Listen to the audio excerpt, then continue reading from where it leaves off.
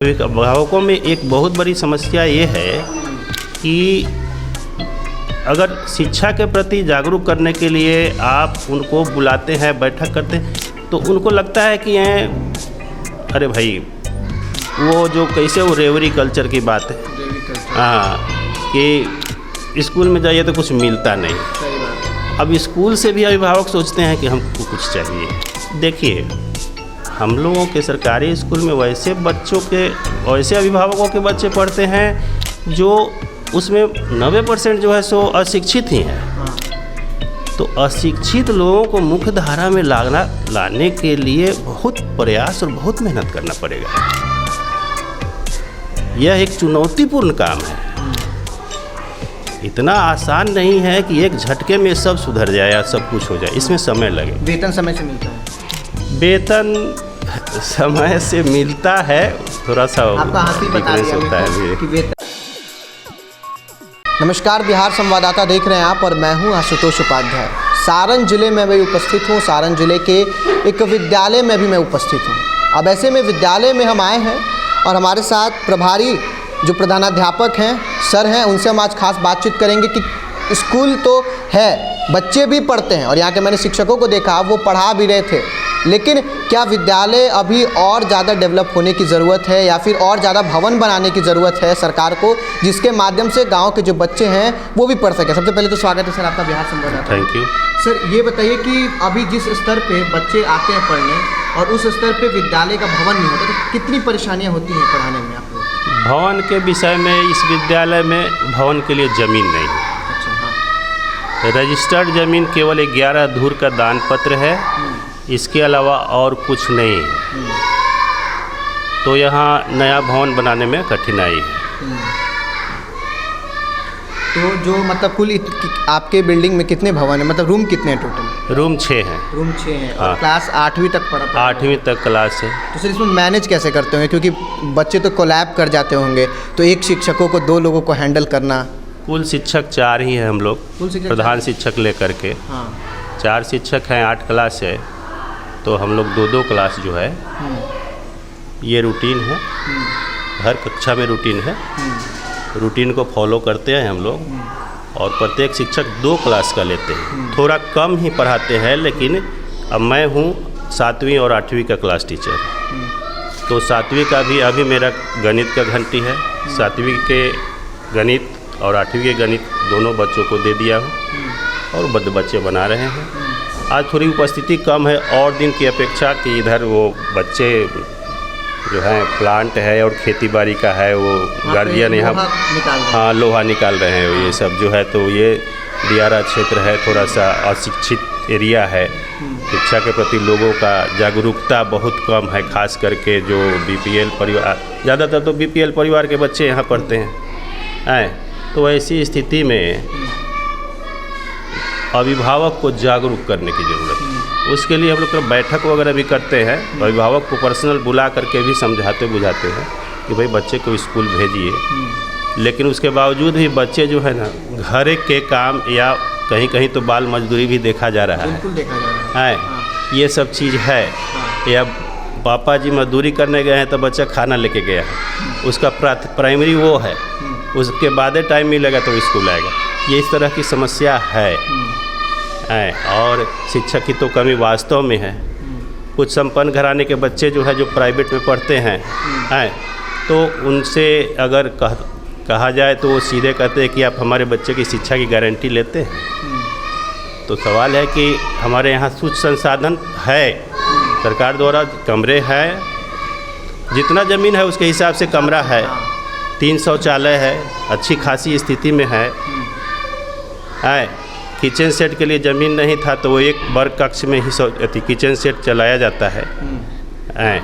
और खाना खिलाने के लिए चूँकि देख रहे हैं जगह दूसरा कोई नहीं है, तो एक वर्ग कक्ष जो है उसको बच्चों को खाना खिलाने के लिए सर ऐसा हमेशा देखा जाता है कि विद्यालयों में, अगर आप सरकारी विद्यालयों में जाते हैं तो मोस्ट ऑफ द गाँवों में ही होता है विद्यालय, तो शौचालय में ताला क्यों बंद कर दिया जाता है? नहीं, ताला बंद नहीं है अभी जो है ना। रसोईया देखो तो जी ताला बंद है। ये क्या गांव वाले लोग आ जाते हैं उसमें या फिर? नहीं, वो तो शाम में ताला हम लोग बंद कर, दिन भर ताला खुला रखते हैं। हाँ हाँ हाँ। है, जब तक विद्यालय खुला रहता है ताला शौचालय का खुला रखते हैं। आए और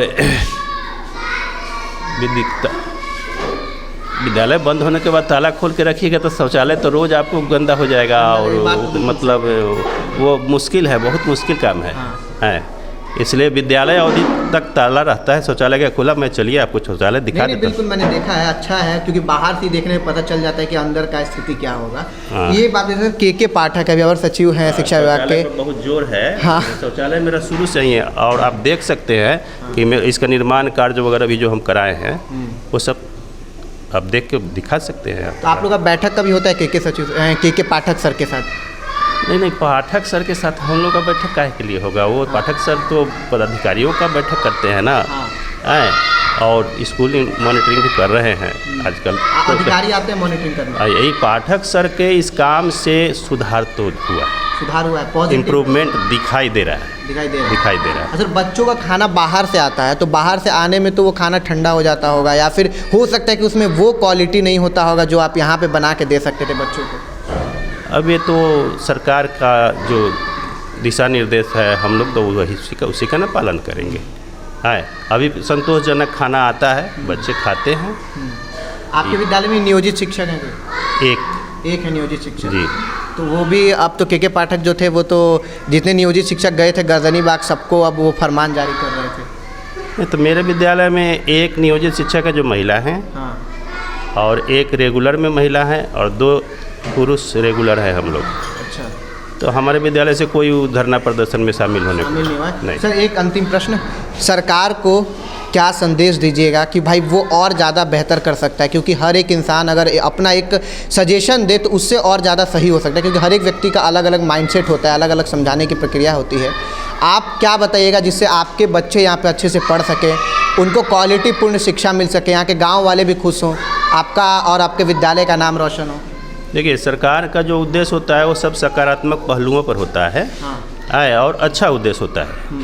कोई भी सरकार कड़ा कदम उठाती है तो वो ऐसे नहीं उठाती, मगर सरकार को विद्यालय में शिक्षण के अधिगम को, बच्चों में सुधार और क्षेत्र में शिक्षा के बढ़ावा देने के लिए विद्यालय के शिक्षकों की समस्या का भी समाधान करना चाहिए।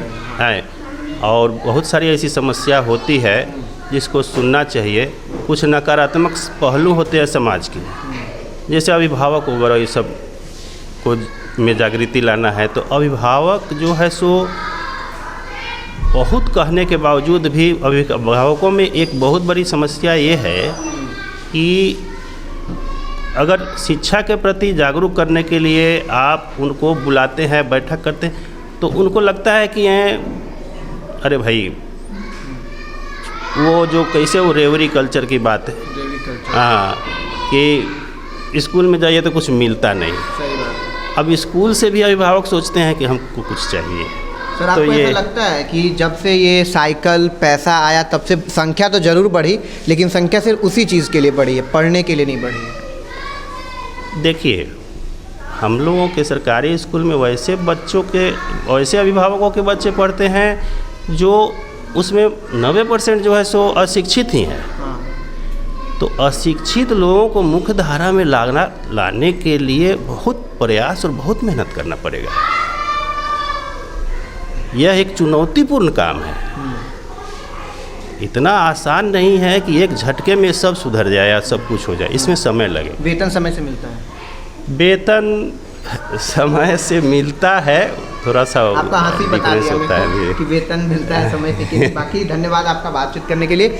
आप देख रहे थे बिहार संवाददाता। और एक स्कूल, जब मैंने स्कूल दियर क्षेत्र में शंकरपुर में गया था उस समय भी आपको स्कूलों की स्थिति बताई थी, और आज मैं सारण जिले में हूँ, यहाँ के भी स्कूल की स्थिति बता रहा हूँ। और यहाँ पे बच्चे जो हैं एक्चुअल में पढ़ने आ रहे हैं और यहाँ पे विद्यालय में पढ़ाई हो रही है। आप बने रहें बिहार संवाददाता के साथ, और नए नए खबरों को जानने के लिए ऐसे ही सब्सक्राइब कर लीजिए चैनल को। फिलहाल कैमरामैन अभिषेक के साथ मैं आशुतोष, पटना।